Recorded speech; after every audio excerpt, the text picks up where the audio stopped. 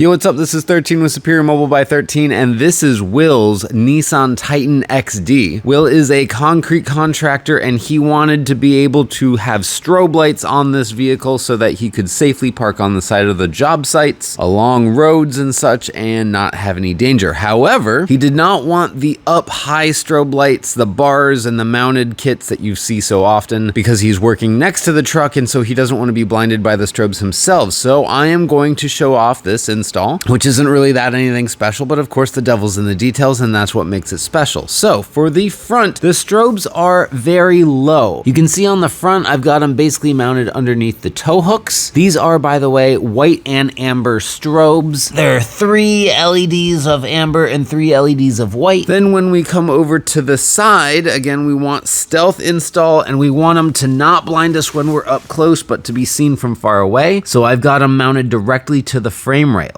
Now, if you're paying close attention, you'll see that basically when we're perfectly level with it, the strobe is not getting blocked by the step bar. So I had to mount it pretty high up there so that it wouldn't just get blocked like that, it still shines through at a distance. Now, these things are mounted on some 1/4-inch acrylic plates that I made so that I could get the wiring to come out the bottom, because otherwise the wiring would have just been squished against the metal, and that would be silly. And basically I drilled and tapped holes, and those are machine screws that are holding it in. The wiring is wrapped up, goes up there, and they're all tied together and wrapped in loom and nice and pretty, and that's the rear one right there. You can see that guy. Coming around to the rear, again, we don't want visible strobes, but we do want them to strobe, so they are hidden down there underneath the tailgate. That's the left side, and this is the right side. And believe it or not, those still clear the tailgate. When you open it, you can look down there and you can see that guy. This actually gives you a nice little view of the 1/4-inch acrylic plate that it's sitting on. It's clear because that's what I had in stock. But even with that tailgate down, you can still see the strobe, and it's still gonna blink outwards and be visible. So that is a really nice location for it. I'm super happy with that.